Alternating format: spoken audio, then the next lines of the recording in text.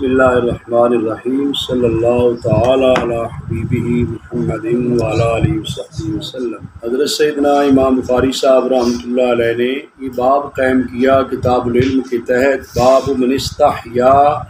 فامر غیرہ بالسؤال، باب اس شخص کے متعلق جو سوال کرنے سے خود تو حیا کرتا ہے، جھجک رکھتا ہے، کسی اور کو کہتا ہے کہ آپ یہ مسئلہ پوچھ دیں، آپ یہ مولانا صاحب سے، مفتی صاحب سے سوال کر دیں، تو خود نہیں پوچھتا، کسی اور کے ذریعے سے، یعنی انڈائریکٹ جو ہے بالواسطہ سوال کرنا کیسا ہے۔ تو یہ شرعاً اس میں کوئی بات نہیں ہے کہ آدمی کسی کو کہے کہ آپ جا کر یہ مسئلہ پوچھ دے، تو ایسے ہو سکتا ہے سائل کسی کو اپنا نائب بنا دے کہ آپ میری طرف سے جائیں اور یہ مسئلہ مولانا صاحب سے پوچھ کے آئیں۔ اس باب کے تحت حضرت سیدنا امام بخاری صاحب رحمۃ اللہ علیہ نے جو روایت ذکر فرمائی ہے، اس کے آخری راوی حضرت سیدنا مولا علی المرتضیٰ کرم اللہ تعالی وجہہ الکریم ہیں۔ آپ ارشاد فرماتے ہیں کنت رجلا مزاح، میں بہت زیادہ مزی جس کو آتی ہے، میں ایسا آدمی تھا، فَأَمَرْتُ الْمِقْدَادَ أَنْ يَسْأَلَ النَّبِيَّ صلی اللہ علیہ وسلم، میں نے حضرت مقداد رضی اللہ تعالیٰ عنہ سے کہا کہ آپ نبی کریم صلی اللہ علیہ وآلہ وسلم سے مسئلہ پوچھ لیں، سوال کر لیں کہ جس کو مزی آتی ہو اس کے لیے کیا حکم ہے۔ فَسَأَلَهُ، حضرت مقداد رضی اللہ تعالیٰ نبی کریم صلی اللہ علیہ وآلہ وسلم سے سوال کیا، فقال، نبی کریم صلی اللہ علیہ وسلم نے فرمایا فیہ الوضوء، اس میں وضو ہے۔ منی کے خارج ہونے سے غسل لازم آتا ہے، جبکہ یہ منی کے ساتھ ملتی جلتی ہے، تو اس کے مزی جو ہوتی ہے اس کے نکلنے سے غسل لازم نہیں آتا، وضو لازم آتا ہے۔ اور ہے یہ بھی نجس ہوتی، جسم کے جس حصے کو لگ جائے اور کپڑے کو لگ جائے اس کو دھونا ہوتا ہے۔ تو یہ حضرت سیدنا مولا علی المرتضیٰ رضی اللہ تعالیٰ عنہ چونکہ مردمی جو طاقت ہے، مردانگی طاقت بہت زیادہ رکھتے تھے، شیر خدا تھے، تو جس کے پاس وہ جسمانی طور پر اس طرح طاقت زیادہ ہوتی ہے، اس کے لیے ایسا مسئلہ ہو سکتا ہے۔ حضرت سیدنا مولا علی المرتضیٰ رضی اللہ تعالیٰ عنہ کے لیے یہ مسئلہ تھا، انہیں بہت زیادہ اس طرح مزی آتی تھی، تو اس میں یہ سوال کرنا تھا کہ یہ اس میں غسل لازم ہے یا وضو لازم ہے۔ تو انہوں نے آقا حضور علیہ السلام سے خود سوال نہ کیا حیا کے طور پر، کیونکہ حضور صلی اللہ علیہ وسلم کی لخت جگر نور نظر حضرت سیدہ خاتون جنت رضی اللہ عنہا مولا علی المرتضیٰ کرم اللہ تعالی وجہ الکریم کے عقد نکاح میں تھی۔ تو اب یہ گویا کہ اپنی مردانگی اور اپنی اس مردانگی قوت کا زیادہ ہونا، یہ بظاہر تو اس بات کا بھی تقاضا کرتا ہے کہ پھر نکاح بھی اور بھی کیا جائے، ایک سے زائد بیویاں رکھ لی جائیں۔ تو یہ حضرت سیدنا مولا علی المرتضیٰ رضی اللہ تعالی عنہ آقا حضور علیہ السلام کو جو لحاظ ہم کہتے ہیں اپنی پنجابی زبان میں، یہ لحاظ کرتے ہوئے کہ میں ایسی بات آقا حضور کے سامنے کروں تو یہ مناسب ہے، تو انہوں نے خود بات کرنے کی بجائے جو ہے حضرت مقداد رضی اللہ تعالیٰ عنہ سے کہا، انہوں نے یہ سوال کر دیا، جس سے پتہ چلتا ہے کہ ایک بات کرنا جائز ہوتی ہے، لیکن کسی کے لحاظ اور احترام کے پیش نظر خود وہ بندہ بات نہیں کرتا۔ تو یہ اسی طرح مسئلہ پوچھنے میں بھی خود آدمی ہوتا ہے، آدمی کا اپنا ذاتی مسئلہ ہے، تو وہ ذاتی مسئلہ خود پوچھنے میں وہ دقت سمجھ رہا ہو کسی وجہ سے، تو کسی کو درمیان میں واسطہ بنا لے کہ آپ یہ مسئلہ مجھے پوچھ کر دیں۔ تو حضرت سیدنا مولا علی المرتضیٰ کرم اللہ تعالی وجہ الکریم نے ایسے ہی کیا، اور جس سے پتہ چلتا ہے کہ کسی کو نائب بنانا، فتویٰ طلب کرنے کے لیے، سوال سمجھنے کے لیے، مسئلے کے حل کے لیے درمیان میں کسی کو نائب بنا کر بھیجنا جائز ہے۔ اسی طرح جو ہے وہ جو ہے کہ اپنے سسرال کے ساتھ حسن معاشرت، اپنے سسرال کے ساتھ حسن معاشرت کہ شوہر جو ہے اس کے لیے مناسب نہیں ہے کہ جو میاں بیوی کے ذاتی معاملات ہوتے ہیں ان کو ڈسکس کرنا، کسی کے سامنے اظہار کرنا، یہ مناسب نہیں ہوتا۔ اور اسی طرح ہی جو ہے حضرت سیدنا امام اعظم ابو حنیفہ اور حضرت امام شافعی رحمہ اللہ دونوں بزرگوں نے اس حدیث سے دلیل پکڑتے کہا ہے کہ مزی سے مطلقاً وضو لازم آ جاتا ہے۔ اگر پہلے وضو کیا ہوا ہے تو وضو ٹوٹ جاتا ہے، دوبارہ وضو کرنا پڑتا ہے۔ اور یہ بھی ہے کہ یہ مزی کا جو پانی ہے یہ نجس ہوتا ہے، جہاں پہ لگے گا وہاں سے دھویا جائے گا۔ یہ عام طور پہ مزی جو ہے یہ جو ہے وہ اپنی بیوی کے ساتھ اس طرح جو ہے نا ملاعبت کہتے ہیں، ہنسی مذاق میں، پیار محبت میں ایسے ہو سکتا ہے۔ تو اس کے لیے جو ہے وہ شرعاً جو ہے وہ غسل لازم نہیں آتا، وضو لازم آتا ہے۔ یہاں پر ایک سوال بھی بنتا تھا کہ بعض روایات میں یہ آتا ہے کہ حضرت سیدنا مولا علی المرتضیٰ رضی اللہ تعالیٰ عنہ نے حضرت مقداد رضی اللہ تعالیٰ کو حکم دیا کہ آپ سوال کریں حضور علیہ السلام سے۔ بعض میں یہ آتا ہے حضرت عمار بن یاسر رضی اللہ تعالیٰ سے حکم فرمایا، اور بعض میں یہ بھی ہے کہ حضرت مولا علی المرتضیٰ رضی اللہ تعالیٰ عنہ نے یہ مسئلہ خود پوچھ لیا نبی پاک صلی اللہ علیہ وسلم سے۔ اب یہ تین طرح کی روایات ہیں، تو ان میں تطبیق کیا ہے؟ ان میں امام عینی صاحب رحمۃ اللہ علیہ نے ترکاری میں اس کی تطبیق فرمائی۔ آپ فرماتے ہیں کہ یہ احتمال ہے کہ حضرت مولا علی المرتضیٰ کرم اللہ تعالی وجہ الکریم نے ان دونوں صحابہ کرام سے کہا ہو کہ آپ حضور سے مسئلہ پوچھ دیں۔ پھر یہ بھی ہوتا ہے کہ کبھی کسی کو کام کہا ہوتا ہے اور پھر وہ ابھی تک جواب نہیں آیا ہوتا، تو پھر خود موقع بن جاتا ہے بات کرنے کا، تو آدمی خود بات کر دیتا ہے۔ یہ ایسی صورتحال پیش آئی ہوگی کہ ایک موقع پہ حضرت مقداد کو کہا ہوگا، ایک موقع پہ حضرت عمار رضی اللہ تعالیٰ کو کہا ہوگا، لیکن پھر خود موقع بن گیا، کوئی ایسا مناسب ٹائم وقت تھا جس میں آقا حضور علیہ السلام سے خود بھی سوال کر لیا۔ اور اس سے آپ اندازہ لگائیں، کسی کو کوئی مسئلہ درپیش ہو تو اس کو شرعی حل تلاش کرنے کے لیے جستجو ہونی چاہیے، کوشش ہونی چاہیے۔ حضرت سیدنا مولا علی المرتضیٰ رضی اللہ تعالی عنہ نے اپنے مسئلے کے حل کے لیے تگ و دو کی ہے، کوشش کی ہے۔ آج جو لوگ جو ہیں وہ حلال حرام کی تمیز نہیں کرتے، نہ کسی سے پوچھتے ہیں، نہ رہنمائی لیتے ہیں۔ میں بسا اوقات جو ہے وہ باقاعدہ طور پہ خطبہ جمعہ میں کہہ دیتا ہوں کہ پہلے لوگوں کے پاس ٹائم ہوتا، وہ عالم دین کے پاس آتے، بیٹھتے، کچھ مسائل خود پوچھتے، خود بیٹھے بیٹھے ویسے ہی عالم دین کی طرف سے مل جاتے، کوئی رہنمائی مل جاتی۔ آج لوگ جو ہے جو بزی لائف میں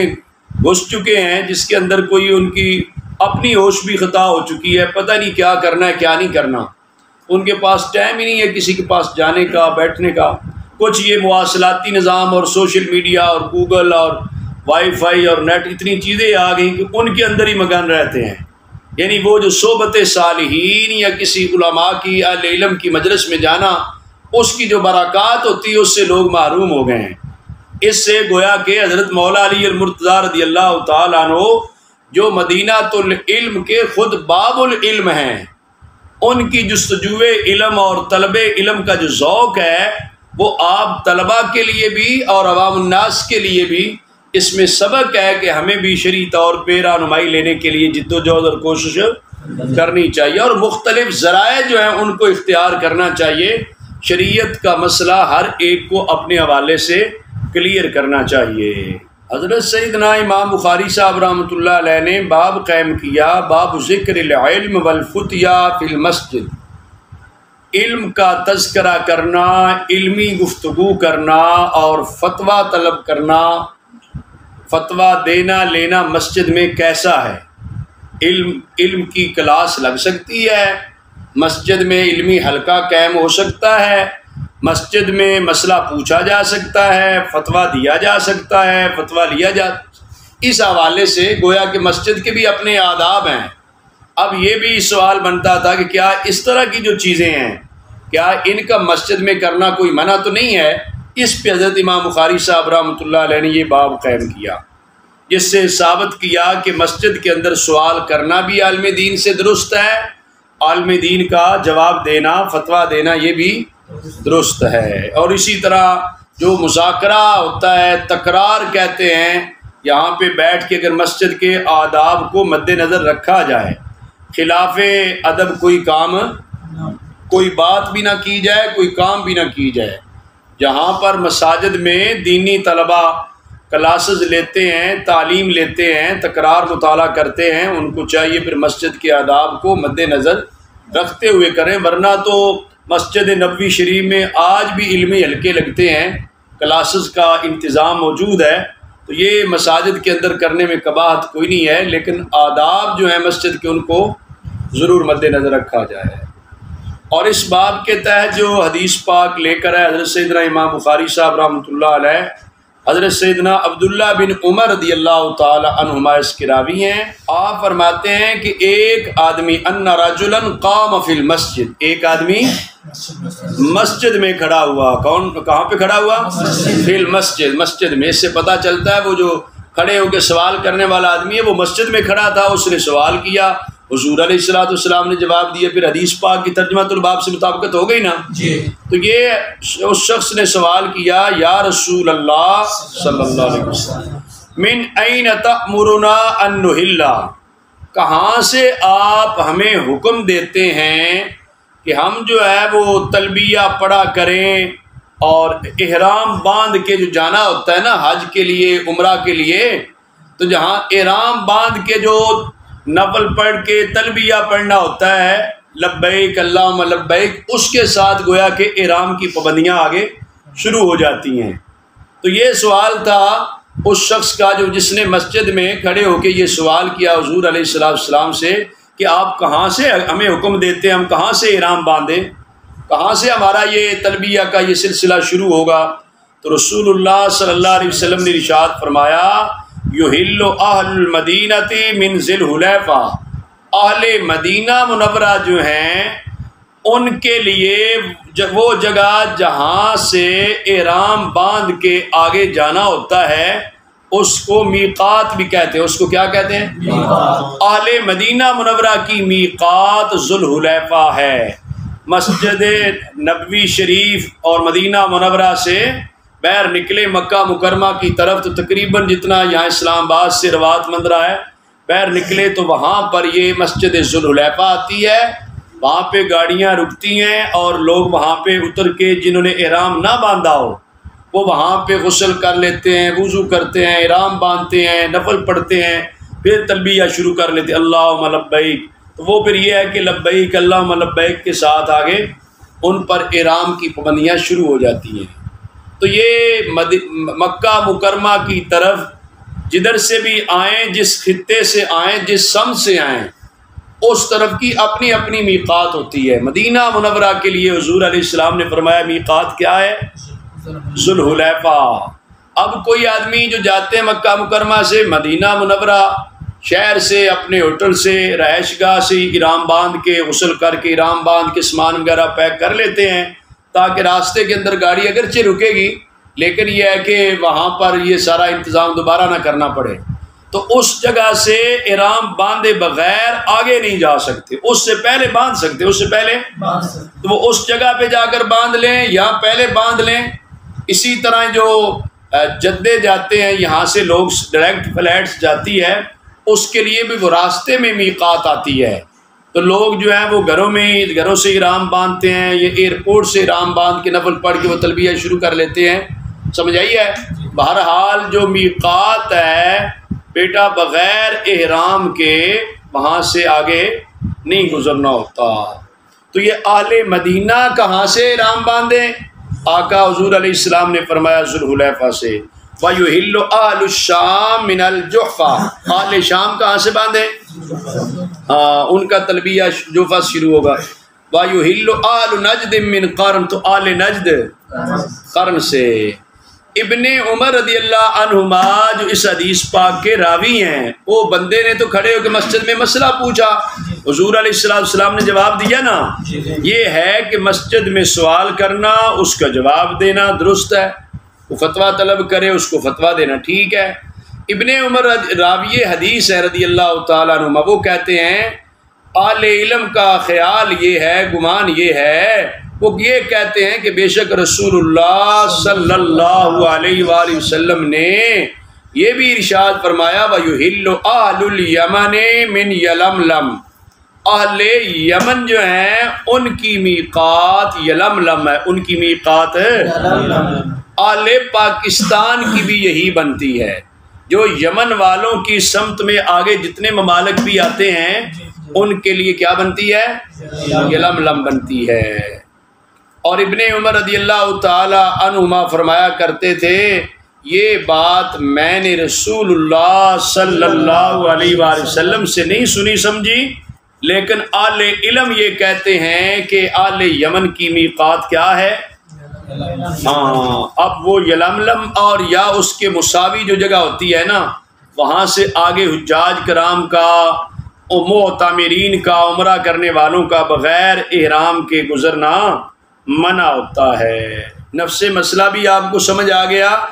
اور اس کے ساتھ ساتھ جو ہے وہ جو ترجمہ الباب قائم کیا کہ مسجد میں سوال کیا جا سکتا ہے، جواب دیا جا سکتا ہے، اس کا ذکر بھی آپ کے سامنے آ گیا۔ یہاں پر ایک نکتہ لکھا ہے امام عینی صاحب رحمۃ اللہ علیہ نے کہ حضور علیہ السلام نے اہل شام کی میقات کے، جو اہل شام کی طرف سے لوگ آئیں گے حج کرنا، عمرہ کرنے، ان کی میقات کیا مقرر فرمائی؟ جوفا، ان کی جوفا مقرر فرمائی۔